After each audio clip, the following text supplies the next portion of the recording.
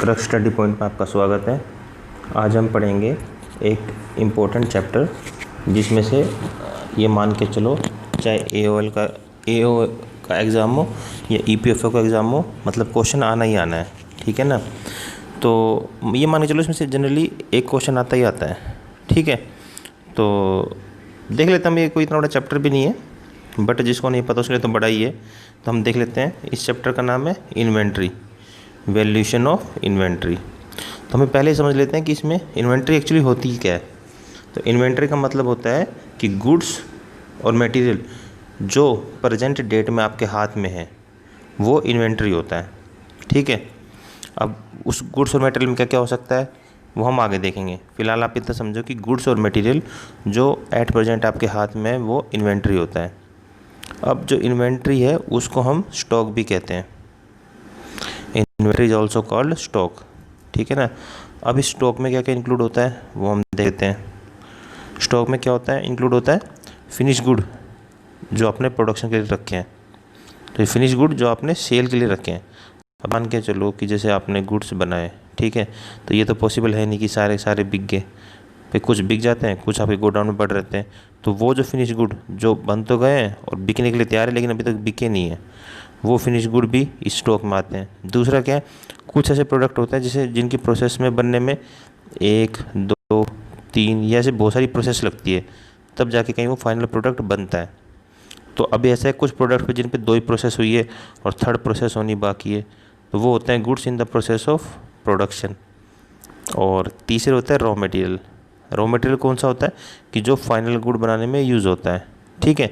तो इस तरह से जो स्टॉक हमारा इंक्लूड करता है फिनिश गुड जो कि बेचने के लिए रखे गए हैं, वो वाले गुड्स जो कि भी प्रोसेस में फाइनल गुड बने नहीं है, और रॉ मटेरियल जो हमने ख़रीदा था फाइनल प्रोडक्ट बनाने के लिए। इन तीनों को अगर हम जोड़ देंगे तो हमारा बन जाता है स्टॉक, ठीक है। अब देखो ये जो हमने स्टॉक है ये क्या हमने ख़रीदा है ना, तो इसके लिए इसका मतलब क्या हुआ कि हमारी एसेट होगी। तो इसलिए जो इन्वेंट्री है ना, इन्वेंट्री को भी हम कंपनी के लिए एसेट मानकर चलते हैं, ठीक है ना। और ये जनरली इन्वेंट्री हमारी आती है करंट एसेट के अंदर, करंट एसेट के अंदर आती है इन्वेंट्री। तो इन्वेंट्री और करंट एसेट का पार्ट होती है, ये आप इम्पोर्टेंट है, याद रखना। इस पे भी 1-2 क्वेश्चन जनरली आ जाते हैं कि भाई इन्वेंट्री किस हेड में आती है, ठीक है ना। और इस इन्वेंट्री को हम वैल्यू कैसे करते हैं, या तो कॉस्ट वैल्यू पे करेंगे या मार्केट वैल्यू, ठीक है। अब ये जो जनरली हमारा जो हम प्रैक्टिस नॉर्मली फॉलो करते हैं वो क्या होती है कि इन दोनों का जो भी लोअर है, इन दोनों में से जो भी लोअर है ना उसको हम ले लेंगे, या तो कॉस्ट वैल्यू चाहे मार्केट वैल्यू, जो भी कम होगी उस पे हम मतलब उस वैल्यू को हम रिकॉर्ड करेंगे बुक में, ये मान लो आप, ठीक है। तो अब ये तो हो गया, चलो भाई हम कॉस्ट वैल्यू पे लेंगे या मार्केट वैल्यू पे, ये तो हमने सीख ही लिया। अब है अगला method for valuation of inventory, यानी कि हम इन्वेंट्री को किस किस तरीके से वैल्यू कर सकते हैं। तो इसके जनरली 3 मेथड है और ये तीनों ही इम्पोर्टेंट है, इनसे क्वेश्चन जनरली आ ही जाते हैं, ठीक है। तो इनके नाम क्या क्या पहले बता देता हूँ आपको एक बार। पहला है फीफो, दूसरा है लीफो, तीसरा है एवरेज, ठीक है। तो फीफो पहला हम पढ़ रहे हैं। फीफो का मतलब क्या है, फर्स्ट इन फर्स्ट आउट।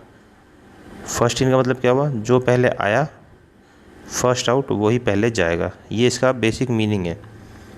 अब इसके बाद डेफिनेशन पढ़ लेते हैं कि this method is based on the assumption that sold और यूज गुड्स, यानी जो बेचे जाएंगे या फिर जो हम खुद यूज़ करेंगे वो वाले गुड्स होंगे जो कि सबसे पहले ख़रीदे गए, ठीक है।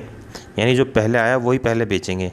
आप क्रक्स ये मान लो एक तरह से इसका, जो पहले आया वही पहले बेचेंगे।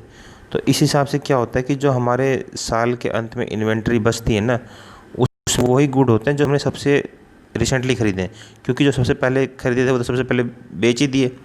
अब बस जो सबसे पहले खरीदे बेचे गए, तो जो हमने अभी प्रेजेंट में खरीदेंगे वही बचेगा हमारी इन्वेंट्री में। इसलिए इस मेथड का नाम है फर्स्ट इन फर्स्ट आउट, ठीक है। अब हम देखते हैं अगला मेथड, वो क्या है लीफो। लिखो। अब जैसे इसका नाम से पर आपको लास्ट इन फर्स्ट आउट, जो जो लास्ट में आया ना वो सबसे पहले बिकेगा। ठीक है, अब यानी कि मतलब हमने प्रोडक्ट खरीदा 1 2 3 4 5। ठीक है, अब फीफो के अकॉर्डिंग तो पहले इसको बेचेंगे, फिर इसको बेचेंगे, फिर इसको, फिर इसको, फिर इसको। लेकिन लीफो के अकॉर्डिंग क्या है ना, लास्ट इन फर्स्ट आउट, यानी जो लास्ट में आए ना पहले वो बिकेगा, फिर ये, फिर ये, फिर ये, फिर ये। तो ये इन दोनों में बेसिक डिफरेंस होता है, और ये आपको पता होना बहुत ज़रूरी है, क्योंकि क्वेश्चन में जब आएगा तो अंडरस्टैंडिंग की बहुत ज़रूरत पड़ती है, तो आपको ये पता होना चाहिए। ठीक, तो इसमें क्या कह रहा है कि this method is based on assumption that, जो वो लास्ट आइटम जो है इन्वेंट्री में उनको पहले बेचा जाएगा, एंड देयरफॉर जो इन्वेंट्री जो साल के अंत में रहेगी ना वो कंसिस्ट होगी goods at the beginning of the year, जो साल के शुरुआत में गुड्स खरीदे गए थे वो रहेंगे इन्वेंट्री में, क्योंकि जो लास्ट में खरीदे वो तो हम बेच ही दिए सारे। ठीक है ना, तो इसमें यही है बस। और जो थर्ड मेथड जो इम्पोर्टेंट है वो क्या है, एवरेज कॉस्ट मेथड। थर्ड में क्या, एवरेज कॉस्ट मेथड। इसमें क्या करते हैं, जितनी भी हमारे पास यूनिट अवेलेबल थी पूरे साल में, ठीक है, और उनका क्या नाम एवरेज ले लेते हैं, जितनी भी मतलब जितनी भी जो कॉस्ट थी और जितनी वो थी उससे डिवाइड करके उसका एवरेज निकाल लेते हैं। अब इसमें इससे कोई लेन देन नहीं कि कोई पहले खरीदा कोई बाद में खरीदा कब खरीदा, उससे कोई मतलब नहीं है। जो भी टोटल यूनिट थी, एक मिनट थोड़ा इसको मिटा देता हूँ, तो इसमें इससे कोई लेन देन नहीं कि कब खरीदा, पहले खरीदा बाद में खरीदा। क्रक्स यही है कि जो भी ना आपकी मतलब साल में कितनी कॉस्ट थी, उनमें कितनी यूनिट थी, उसको निकाल के एक हमारा मतलब प्राइस आ गया। तो वो जो आया ना मतलब कॉस्ट आ गई, उस कॉस्ट को हम यूज़ करेंगे to determine cost of the good sold and ending inventory. ठीक है ना, एंडिंग इन्वेंट्री मतलब क्या है कि जो साल के अंत में इन्वेंट्री बची ना उसकी वैल्यू नापने के लिए उसी एवरेज कॉस्ट को यूज़ करेंगे, और गुड्स जो बिका उसकी कॉस्ट क्या थी उसको भी इसी रेट के हिसाब से ही निकालेंगे हम। ठीक है ना, ठीक है फ्रेंड्स, तो छोटा सा चैप्टर था ये मैंने हो करा दिया है, और इसमें से ज़्यादा कुछ है भी नहीं। तो अगर कुछ इसमें रह गया आपको समझ में आया तो एक बार लेक्चर दोबारा देख लेना, और अगर आपको लेक्चर पसंद आया तो चैनल को सब्सक्राइब कर लेना। Okay friends, thank you.